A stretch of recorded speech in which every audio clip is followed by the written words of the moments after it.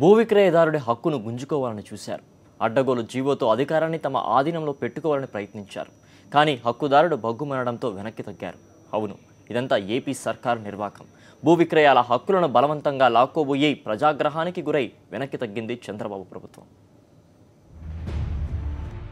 భూ విక్రయాలపై ఏపీ సర్కార్ చీకటి జీవో. దేశంలో ఎక్కడా లేని నిబంధనలతో జీవో.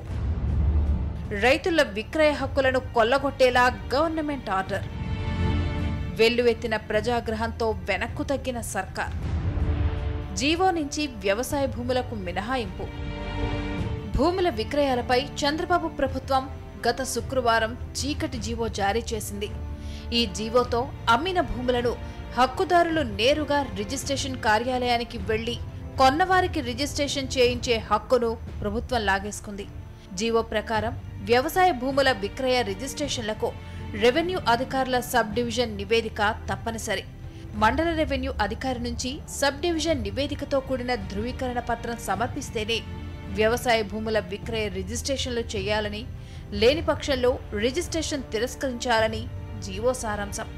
హక్కుదారుడి భూమిపై ఎలాంటి హక్కు లేని ప్రభుత్వం జీవో జారీ ద్వారా వాటిని సొంతం చేసుకుంది. చట్టంలో లేని అధికారాలను కైవసం చేసుకుంది. అమ్మకాలకు, కొనుగోళ్లకు ఇబ్బందికరంగా ఉన్న ఈ జీవో పట్ల జనం ఆగ్రహం వ్యక్తం చేశారు. కొత్త జీవోతో అమ్మకాలు మరింత జాప్యమవుతున్నాయంటూ సర్కార్ను తిట్టిపోశారు. నైట్ జీవోపై తీవ్ర వ్యతిరేకత వ్యక్తం కావడంతో చంద్రబాబు ప్రభుత్వం కాస్తంత వెనక్కి తగ్గింది.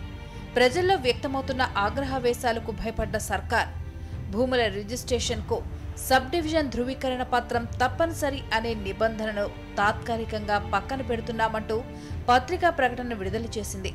వ్యవసాయ భూముల రిజిస్ట్రేషన్లకు సంబంధించి సబ్ డివిజన్ ధృవీకరణ పత్రాలను పొందుపరచాలనే ఆదేశాలను ప్రస్తుతం నిలుపుదల చేస్తున్నామని, ప్రస్తుత పద్ధతిలోనే వ్యవసాయ భూముల రిజిస్ట్రేషన్ ప్రక్రియ కొనసాగుతుందని ప్రకటనలో తెలియజేశారు. జనం మాత్రం తమ హక్కులను హరించేలా ఉన్న జీవో మొత్తాన్ని రద్దు చేయాలని, మినహాయింపులకు పరిమితం చేయొద్దని డిమాండ్ చేస్తున్నారు. జనరల్ డెస్క్, సాక్షి న్యూస్.